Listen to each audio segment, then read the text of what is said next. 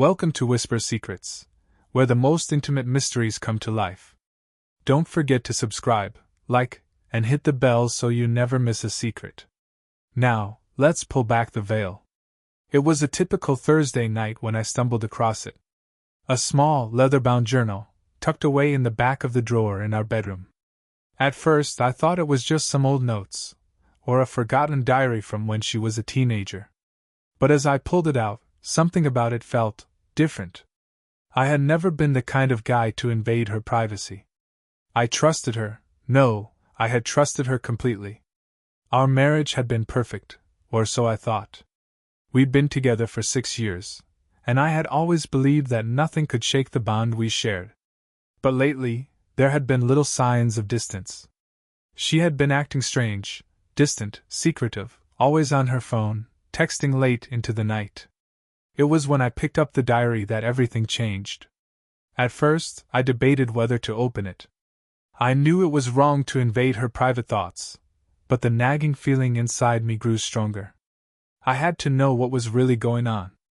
I flipped the cover open, and the first page was filled with neat, cursive writing. As I read, I felt like I was opening a door to a side of my wife I had never seen before. The first few entries were innocent enough. Thoughts about work, about family, about her dreams and hopes. But then, a few pages in, the tone shifted. The words became sharper, more intimate. I can't stop thinking about him. I know I shouldn't feel this way, but every time he's around I feel alive. He looks at me like I'm the only woman in the room. It's wrong. It's dangerous. But I can't help it. I want him so badly. I need him. My stomach twisted as I read those words. My wife, the woman I loved, had been having thoughts about someone else. But it didn't stop there. I kept reading, the words getting darker and more twisted as I went on. The man she was writing about was Nathan, a close friend of ours. I had always trusted Nathan, treated him like family. We had shared beers, watched football games together. He had been to our house countless times. And now, it turned out, he had been sleeping with my wife behind my back. I didn't think I'd actually do it.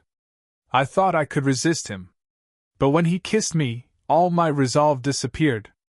I felt his hands on me, and everything else faded away. I feel guilty, but I also feel alive. I want more of him, more than I should. But what does that make me? I felt sick. Sick to my core. The man I considered a brother. The woman I trusted with my heart. I had been blind, thinking that everything was fine. They had been sneaking around behind my back, and I had no idea. The diary didn't just stop at confessions. There were plans, thoughts on what they were going to do next, how they would keep their affair secret. I couldn't believe it. My wife, the woman I had built my life with, had been living a double life without me knowing. We'll be careful. He's too important to me to let this get out. I know it's wrong, but I can't help it. I'll figure out a way to make it work. I can't let Greg find out. Not yet. But I want him. I can't stop thinking about Nathan. I need him. As I closed the diary, my hands were shaking. I felt the anger rise in me. The betrayal was unbearable, but what made it worse was the fact that I had no idea. I thought I was the only one in her life, the only one she trusted. And now, I had been left in the dark while she shared herself with Nathan, the one person I never thought would betray me. I had always believed in the sanctity of marriage, in loyalty. But now I wasn't sure of who I was anymore. The woman I loved had shattered my world, and the man I called my friend had taken everything from me. I needed a plan. I couldn't let them get away with this. I couldn't just let it slide, like nothing had happened. But I had to be careful. I had to think this through. This wasn't just about confronting them. It was about making sure they felt the weight of their actions. They needed to understand that what they had done had consequences. The days that followed were filled with anger, confusion, and a deep sense of betrayal. I knew I couldn't confront Emily immediately. She would lie. She would try to play the victim. She would try to manipulate me into thinking this wasn't her fault. No. I had to wait. I had to let the truth simmer, let the weight of her actions sink in. I started making my own plans. I didn't want to destroy her, but I was going to make her regret what she had done. I was going to make sure that Nathan paid for his part in this too. I wasn't going to be some fool, left in the dark while they laughed behind my back. I didn't know where this would take me. I didn't know if I could forgive her, or if I even wanted to. But one thing was certain. I wasn't going to let her get away with it. I started gathering evidence. I knew I had to be careful. I couldn't confront them without the upper hand. I started looking into Nathan's personal life, trying to find anything I could use against him. I knew his secrets. He had been too confident, too cocky to hide them from me. But what I didn't know was just how deep the web of lies went. I made a few calls to my old contacts, people who owed me favors, and started collecting information on Nathan's shady business dealings. The more I dug, the more I found. He had been hiding things from me, things I hadn't suspected. And now, I was going to use everything I had to make sure they both paid. When the day came, I wasn't sure what to expect. Emily had been acting strange, avoiding me, not answering my calls. I knew she was probably trying to figure out how to make things right with Nathan, but I wasn't interested in hearing her excuses anymore. I waited until late that evening, when she came home, her face pale and nervous. She saw the look on my face and knew immediately that something was wrong. "Greg, what's going on?" she asked, her voice shaking. "Why do you look like that?" I didn't say anything at first. I just held up the diary. I didn't need to say anything. The evidence was in her own handwriting. Her face went ashen as she saw it, her eyes widening in horror. I never meant for you to find out. You thought you could keep this from me?" I said, my voice steady, but my heart pounding in my chest. "You thought I wouldn't know? You've been lying to me, to both of us. You've destroyed everything." Her lips trembled, and she dropped her head in shame. "I'm sorry, Greg. I'm so sorry. I don't know what came over me. It was a mistake. I never meant to hurt you. You've already hurt me," I said, my voice sharp. "And you're going to pay for it. Both of you." The days after I confronted Emily with the diary were filled with a strange, cold detachment. I had thought the act of confronting her would bring some sort of catharsis, that the anger I had been carrying for so long would finally release, but nothing came. The betrayal, the lies, everything she had done, it still haunted me, but it was no longer about anger. It was about taking back control. I wasn't just going to let this slide. Not after what they had done.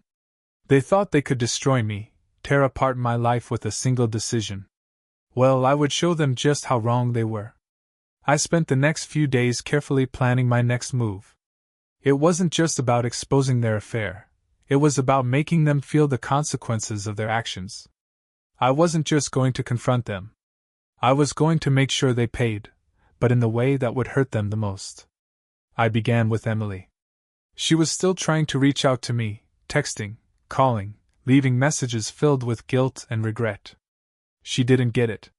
She thought I would forgive her, that somehow everything could go back to normal. I could see it in her eyes, the desperation. But it wasn't just about forgiving her. It was about showing her, showing them both, that there was no going back. I sat down one evening, flipping through the diary again, picking out the parts that would cut the deepest.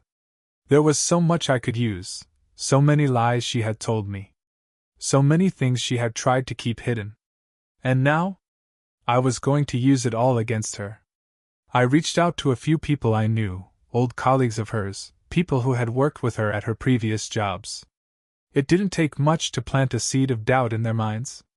A few strategically placed whispers, a carefully timed phone call, and Emily's reputation began to crumble.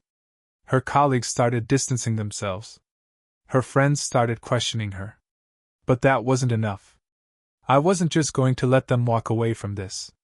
I had a much more devious plan in mind.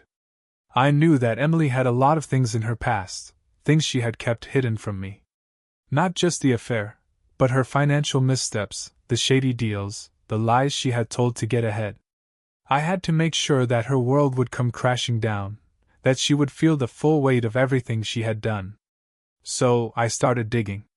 I went through her emails, her texts, the financial records I had access to. I pulled up documents I knew she didn't want me to see.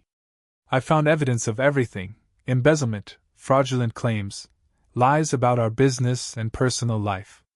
It was all there, in black and white. And I was going to make sure that everyone knew. I didn't just want her to lose her reputation. I wanted her to lose everything. Her career. Her friends. Her security. I wanted her to feel the way I had felt when I found out about her affair: betrayed, worthless, discarded. The final step was the hardest one. It was time to deal with him. Nathan. My so-called best friend. The man who had betrayed me in the worst possible way. The man who had slept with my wife and turned my world upside down. I couldn't just destroy him professionally. No, he had to feel the shame of what he had done.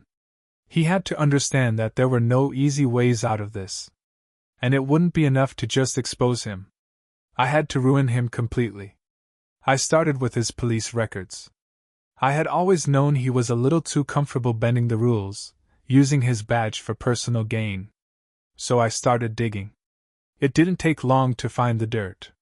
He had been involved in several shady cases: bribes, stolen evidence, and worst of all, protecting criminals he was supposed to be taking down. I had everything I needed to destroy him. But I wasn't just going to expose him. I was going to make sure he lost his job, his position, everything he had built.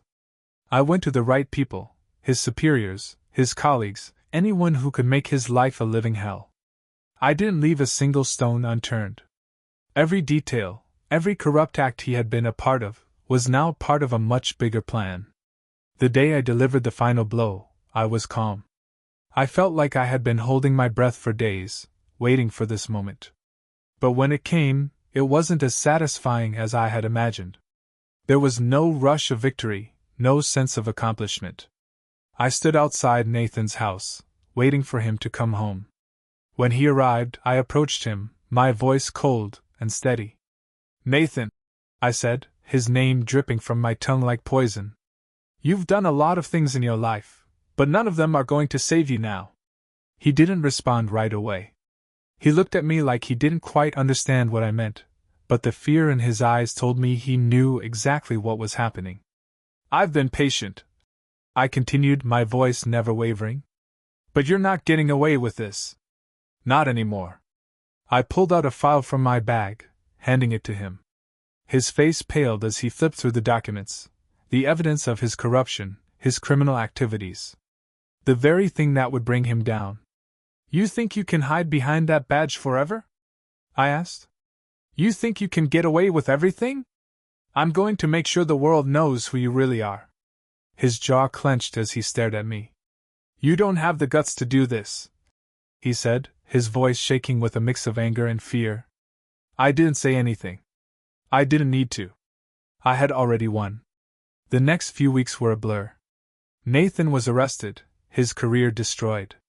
The department took swift action once the full extent of his corruption came to light. Emily? She was left with nothing. No career. No friends. No future. She had tried to come back to me, but I wasn't interested in fixing anything. And as I watched them both fall, I couldn't help but feel something that was almost satisfaction. I had won. I had destroyed them both, and in doing so, I had taken back what was mine. But that feeling didn't last long. I stood at the window, looking out at the city. The city I had built. The city I had fought for. And for the first time in a long time, I realized something important. The damage I had done to them had also done something to me. Revenge had cost me. It had cost me my peace, my soul, and a part of the man I used to be. In trying to destroy them, I had destroyed myself. But I had no choice. There was no going back. I had done what I needed to do. And now, I would live with the consequences. The weeks passed in a blur. I had won. I had destroyed everything they cared about. My wife, Emily, was broken, her life in shambles. Nathan, my so-called best friend, had been stripped of his badge and thrown into the pit of his own corruption. I had done it. I had made them both feel the consequences of their betrayal. But as the dust settled, I realized something that I had failed to see in the heat of my anger. Despite everything I had done, despite all the destruction I had caused, I was still alone. My victory had come at a price far higher than I had anticipated. I had torn them apart, yes, but in doing so, I had torn myself apart as well. Revenge had consumed me.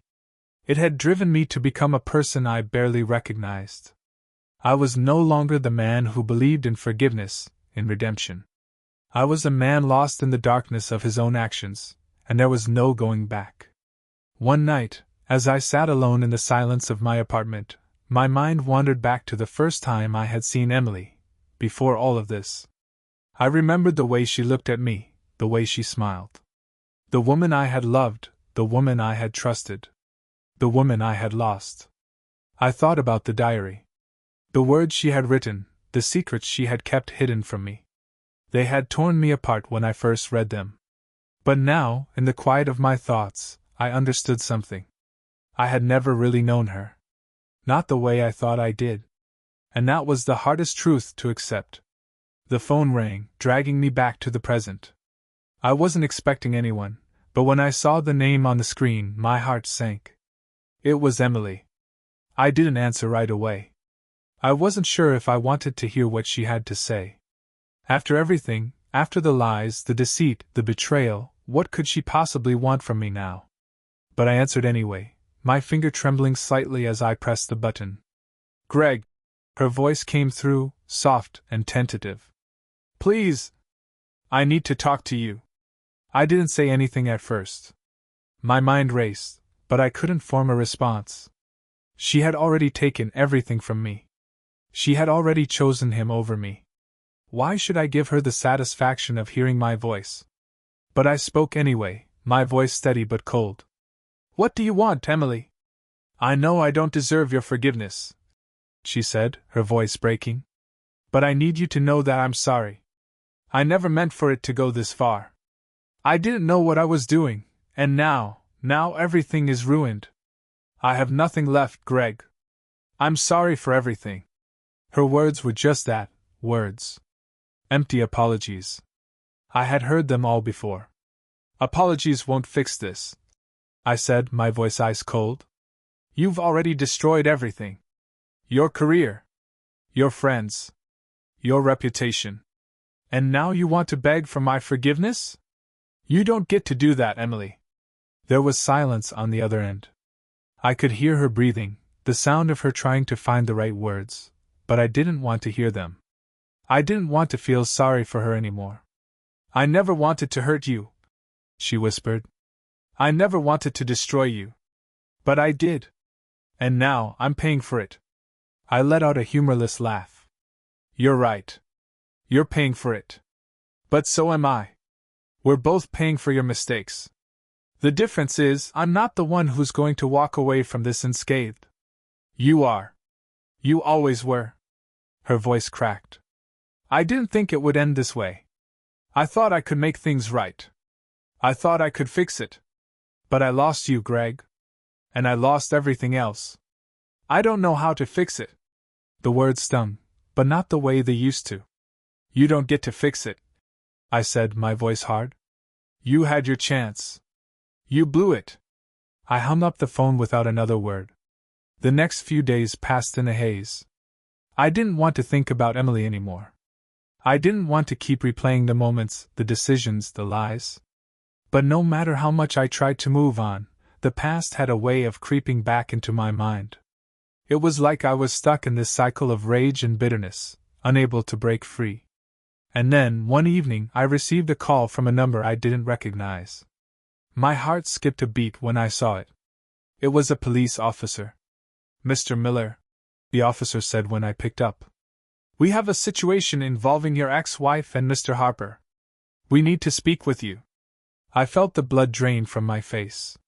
What now?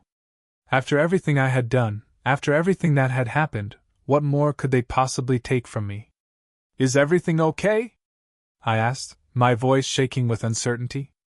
We're currently investigating a potential issue regarding Mr. Harper's activities," the officer continued. "It appears that Emily Miller has been caught up in some legal matters related to her previous activities with Mr. Harper. We need you to come down to the station and provide some clarification." I sat in silence, trying to process what he had just said. Emily? In trouble with the law again? What was going on? Had she been arrested? I asked, though I already knew the answer. "There's an investigation underway. We'll need your cooperation, Mr. Miller." The next few hours were a blur. I went down to the station, hoping to get answers, to understand what was happening. When I walked in, I was greeted by an officer who took me into a small interrogation room. Emily was already there, sitting at the table, her face pale and her eyes red from crying. I couldn't believe what I was seeing. She looked like a completely different person, broken, fragile. The woman who had once been full of life and confidence was now sitting in front of me, reduced to nothing. "You did this, didn't you?" I said, my voice sharp. "You got involved in something with him that you didn't understand, and now look where you are." "I didn't mean for it to happen, Greg," she whispered. "I didn't know it would end up like this. I thought I was helping. But now everything's falling apart. I can't fix it. I don't know what to do." I wanted to say something. I wanted to scream at her, tell her she had ruined everything. But something in me stopped. Maybe it was the pain of knowing she had already lost everything. Maybe it was the realization that there was no fixing this. There was no going back. "I tried to help you, Emily," I said, my voice softer now. "I tried to save you. But you chose him. You chose this." Her face crumpled as she looked at me, and for the first time, I saw the true remorse in her eyes. It was too late. She had chosen her path. She had destroyed me and herself. I walked out of the station that night feeling numb. Emily's life was in tatters, but so was mine. We had both been victims of this twisted game we had played, and there was no winner. I didn't know where I would go from here. I didn't know if I could ever find peace after everything. But one thing was clear: revenge hadn't made me feel better. It hadn't healed me. It had only destroyed us all. The days after Emily's arrest felt like they dragged on forever, but in reality, everything seemed to happen in a blur. Emily had been caught up in the investigation, and her life was spiraling. But the worst part wasn't what she was going through, it was that I had become the person I never thought I would be. Someone who destroyed, someone who couldn't move on. I had thought I could control everything. I had thought that once I had broken them, I would feel whole again. But all I felt was emptiness. The more I tried to fill that void, the more it seemed to expand. I had won. Emily was now living the consequences of her choices, and Nathan had been stripped of everything he once held dear. But there was something about victory that wasn't sweet anymore. In fact, it tasted bitter, leaving a bad aftertaste that I couldn't shake. A few days after the chaos at the police station, I found myself sitting in my apartment, staring at the wall, unable to focus on anything. The guilt was eating away at me. Emily's sobs echoed in my mind, and I couldn't help but wonder if I had taken it too far. She had already been broken. Hadn't I done enough? But then I heard the doorbell. I wasn't expecting anyone, so I hesitated before walking to the door. When I opened it, I saw a face I hadn't seen in months. It was Nathan. My former best friend. The man who had helped destroy my life. And he was standing on my doorstep, looking defeated, vulnerable. "Greg," he said quietly, his voice almost pleading. "We need to talk." I didn't answer him right away. I didn't know what to say. There were so many emotions running through me, rage, bitterness, but also something that felt like pity. He pushed past me and walked into my living room without waiting for an invitation, his face hard with determination. He didn't look like the man I used to know. He looked like a broken version of himself. "Sit down," I said, my voice cold. I couldn't let him see me falter. I couldn't let him think for a second that I was still the same person who had once trusted him. He did as I asked, but his hands shook as he tried to steady himself on the couch. I could see the exhaustion in his eyes, the weight of everything he had done weighing him down. "You've lost everything, haven't you?" I asked, breaking the silence. "Your job, your position, your pride. You're done. And I'm not the one who's going to feel sorry for you." He nodded slowly, his lips trembling. "I've made so many mistakes, Greg. I don't know how to fix any of this. I know what I did to you. And I know what I did to Emily." I sat down across from him, feeling a strange sense of satisfaction in seeing him this way. He had destroyed me. And now, he was paying the price. "I don't know how to feel about you, Nathan," I said, my voice low. "You betrayed me in the worst possible way. You slept with my wife. You lied to me. And you took everything I had. You think this is just about the affair? This is about trust. This is about friendship. You took that from me." "I know," he whispered, his voice barely audible. "I don't expect you to forgive me.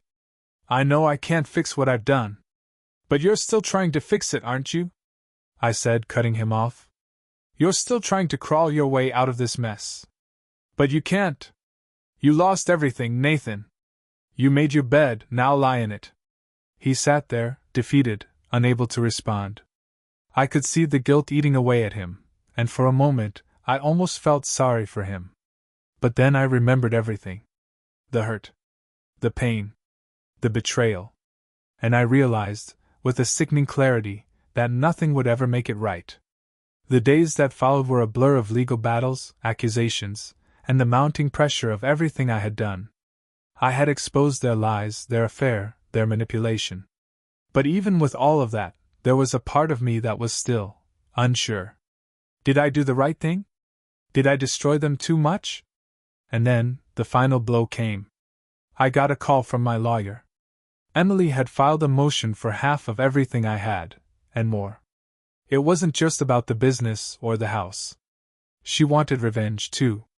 She wanted to take everything from me, just as I had done to her. I stood in the middle of my living room, the phone still in my hand, trying to process the words. She was still trying to manipulate me, still trying to take advantage of what she had done. But this time, I wasn't going to let her win. I would fight her, but this time, I would do it differently. I wasn't going to let my emotions rule me. I had to focus on what mattered. I had already lost my marriage. I had already lost the person I thought I could trust most in the world. But I wouldn't lose everything. Not again. A few days later, I received another call, this time from Nathan. I had been expecting him to call at some point. I was curious to see how far he would go with his attempt at redemption. He had been on the edge for a while, and I knew that this was his last chance to make things right. But when I picked up, there was no redemption in his voice. There was only defeat. "I've made arrangements," he said. "I'm leaving. I can't live with myself anymore, Greg. I thought I could fix this, but I can't. I've lost everything. I've ruined everything. I don't deserve anything anymore." There was silence for a long time, and for a brief moment, I thought I could hear the sincerity in his voice. But then I realized something. It didn't matter. Nothing mattered anymore. Nothing could fix what had happened. And as much as I wanted to pretend that things could go back to normal, I knew the truth. There was no going back. The final court ruling came shortly after, and I got what I wanted. Emily's claims were dismissed. I was left with everything I had fought for. But I didn't feel victorious. I felt empty. The revenge was complete, but the cost had been high. Nathan was gone. Emily was gone. And everything I had built, everything I had worked for, was tainted by the betrayal. The house was still standing, the business still thriving, but I was no longer the man I had been. The man who believed in love. The man who trusted people. I walked through the empty house, the silence pressing down on me. The walls that once felt like home now felt cold and foreign. There was no joy in this victory. There was no satisfaction. There was only the hollow echo of the choices I had made. Thank you for being with us on Whisper's Secrets. If you enjoyed this, leave a like, drop a comment, and be sure to subscribe. The secrets are waiting to be revealed. See you soon.